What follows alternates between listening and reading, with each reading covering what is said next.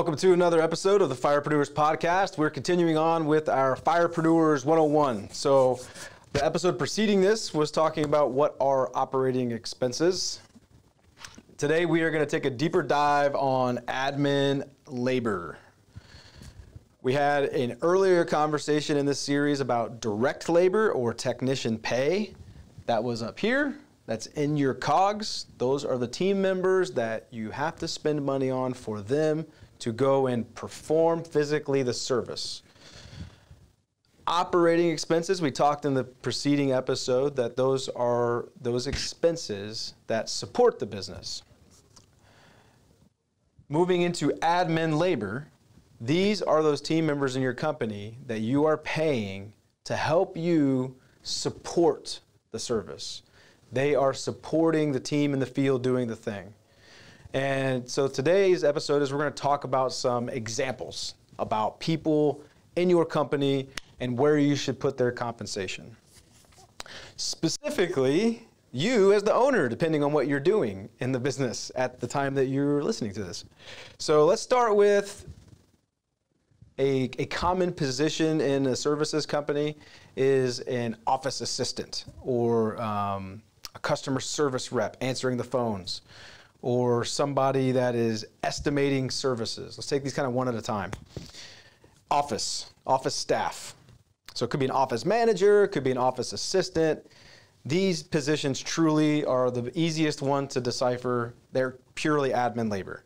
They're people that you spend money on in the company, but they are there to support the business. They are fielding calls, they are sending out receivables, they're calling on receivables that should be paid. They are, sending out invoices, calling on receivables to get paid. They're paying bills that come in. They're doing a lot of these tasks. They may be scheduling jobs, realigning things in your software as far as the schedule goes.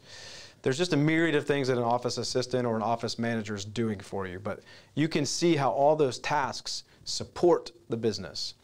And thereby, the labor of that person goes into admin labor. All right, so now let's take a quick look at a customer service rep. Very similar to a admin person or an office assistant, office manager, except the customer service person, depending on your business, is also possibly selling over the phone. So in a lot of services companies, junk removal being an example, you can give kind of some over the phone quote ranges and thereby are kind of selling over the phone. So a customer service rep could also be labeled as an inside salesperson. Either way, though, both those positions are in a support function. They're driving revenue growth, they're fielding incoming calls, and they're trying to sell over the phone, or they're fielding incoming calls and they're dealing with complaints and trying to get crews to go back out there. Both of those functions are supporting the business, supporting the teams in the field. By supporting and selling a job, they're creating a job for the team in the field to go hammer and go knock down, right? So the salespeople are setting the job up, the team in the field that does the thing, they go knock it down. If they're fielding a call and dealing with a complaint or a callback or whatever the case, and then they're realigning a crew to go out and deal with that possible issue, well, that's pure support, right? They're scheduling the crew to go out and help with the thing. So customer service rep, inside salespeople, still in admin labor. It's a clear distinction. They're supporting the business. They're not performing the service. All right, so estimator. And this is one, it seems pretty straightforward after the first two examples I just gave. But then some people ask the question like, well, if this estimator estimates every job that we do, like we don't do any selling over the phone, we only estimate in person. And so therefore, all the sales come from this person. Therefore, in my mind, not Bennett, I'm speaking in this hypothetical person asking this question. They're saying that in their mind, the estimator is part of the COGS because they're needed to create the jobs. And otherwise, there wouldn't be jobs without the estimator selling. Okay? Seems like a valid point, valid question. Except the estimator is not needed to perform the service, to do the thing. You could figure out another way to sell the service without using the estimator. And that could be that The technicians sell the service and do the work, right? So you don't need the estimator. He's or she is a nice to have. The estimator is a nice to have to support the business. Yes, they're out there setting up all the jobs for you to knock down, but they're still not needed to perform the service. You're saying, yeah, but I need them to do the estimates. Gotcha. But they're not doing the service. They're selling an estimate. That supports the business. They're not physically doing the work. Therefore, they're not doing the service, which is direct labor. The only labor that goes in your COGS is the labor that is performing the service, performing the function, okay? The estimator is still in admin labor, even in those kind of drilled down examples, because they are supporting the business. They are estimating by and large, and therefore all the estimates that they're setting up are getting knocked down by the team doing the work. The team doing the work goes in COGS. The team setting up the work goes in admin labor. Yeah, but what happens if, okay, so we'll what if this to death a little bit here. What happens if the estimator sometimes does the work and sometimes does estimates and sometimes does both? Good question. So if your estimator is going out in the field, and let's call them kind of like a backup guy or gal, right? And so they can get called into the field at a moment's notice and go do work.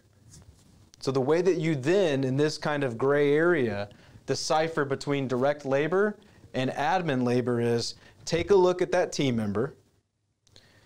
What is the majority of their time spent doing?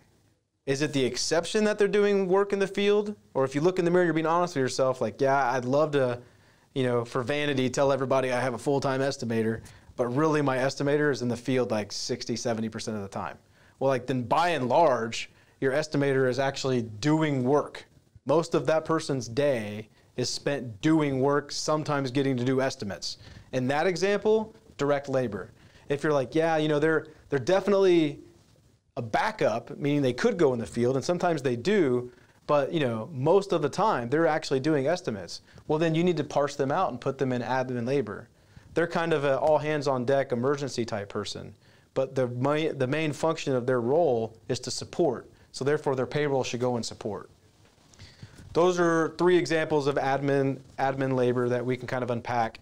And I think that that's enough for you to be able to see, depending on what you label your team members in the business, whether it's CSR, inside sales, estimator, production manager. Like you can kind of get into these different titles, but it really comes down to, are they supporting or are they doing? Now let's go to the owner. This is where we continue to open up these complex scenarios, because a lot of businesses that are in stage 1, stage 2, stage 3, especially for a firefighter that has a side hustle, you're still kind of in this role where you're the owner, but you're doing whatever it takes. And that's what an owner should do. You got to do whatever it takes, right?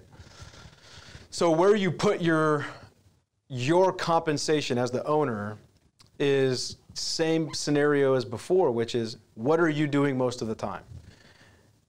You're like, well, that's easy for you to say, Bennett. During the day, I'm doing the jobs, and then at night, I'm at home doing invoices. I'm up all night. I'm working hard. I get it, man. I mean, that's what it takes, right? The owner does whatever it takes. So don't feel sorry for yourself. You want to be an entrepreneur, you're going to have to do what it takes, okay? But what are you doing to make the money? Is most of your time when it comes to making money in that stage 1, like actually out there doing the thing? Then your payroll that you pay yourself should probably stay in direct labor. Even though at home, you're still doing some of these things at night. And I remember what that was like, sending invoices at the end of the day, trying to collect. But my labor in the first couple years was mainly direct labor, because I was needed to do the thing to make money. And so I would put it there. That's not the only reason I would put it there, though. When I moved my owner's pay down to admin labor is when I was primarily off the truck, no longer really doing the thing, and I'd have to go out in some kind of emergency scenarios here and there, right? But once I largely came off the truck and my primary role in the company was supporting the business, I was basically doing inside sales, going out and doing estimates, doing networking, business development. Once I moved my role day to day, moved to what I would say support type positions, my pay would go in admin labor. And that's where it is today. Now, truth be told, my first 2 years of the business, I didn't even pay myself. So I wasn't putting my pay anywhere. But because there was no pay to put there, because I was trying to grow the business, and so all the money was going back into like trying to hire, buy equipment, etc. Not suggesting that you have to do that. I'm just telling you, like, that's, truth be told, that's where my scenario was. But looking back on it, that's where if I was paying myself, I would have put my pay in direct labor in the first couple of years as an owner. Okay. Once my role pivoted to where I was mainly supporting the business as an owner, whatever I was paying myself would go in admin labor. Another scenario going down this owner's Pandora box that we opened is, should you pay yourself? I'm going to do a deeper dive on this in a future episode, whether you as the owner should pay yourself in the early stages of the business. I'll give you a quick short answer now, which is yes, you should. Because the whole reason I'm doing this Firepreneurs 101 is to teach you how to build a profit and loss statement and start to track your numbers.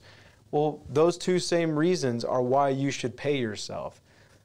The thing is, though, you shouldn't pay yourself what you want to pay yourself. Like, of course, you might want to make a lot of money. You should pay yourself the value of what you're doing in the business. In other words, if you are, at the time of this, listening to this, you're still in the field, smaller business, you're doing some of the work yourself, what would you be paying somebody to do the work that you're doing? So if you're cleaning the window, cleaning out the gutters, removing the junk, what would your average pay be to pay somebody to do that? And in my opinion, that's what you should pay yourself. So that way, you are structuring your business from a profit and loss statement, profitability, learning your gross profit, learning your net profit. You're structuring the business in a way that you know it can support your direct labor. That way you're pricing your service to be profitable with all of your direct labor accounted for. A trap I see a lot of people fall into is they come into business, they undercut everybody on prices, and they say, yeah, but I'm only having to pay one person, I'm not paying myself. And then they get kind of used to it. And then they start to make a little money and start to pay themselves, and then their profitability kind of goes away. Because they built their pricing model, how they priced the service based on bad intel, because they weren't paying themselves when they were doing the work, meaning they were leaving 50% of the direct labor off the table, and they were building pricing based on bad numbers. So I would suggest, if you're an owner and you're listening to this, like, pay yourself the hourly rate that you would pay somebody to do the thing if you're still on the truck doing the thing. If you're off the truck doing the thing, make sure you're paying 2 people in direct labor to do the thing, right? Or however many are on a team for you.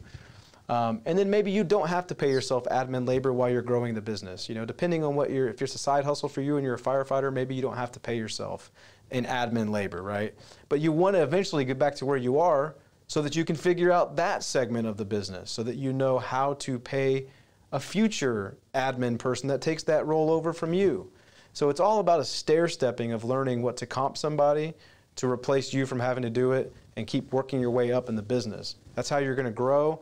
That's how you're going to build teams. You're going to find people that do it better than you, put them in the place of you, move up to the next thing.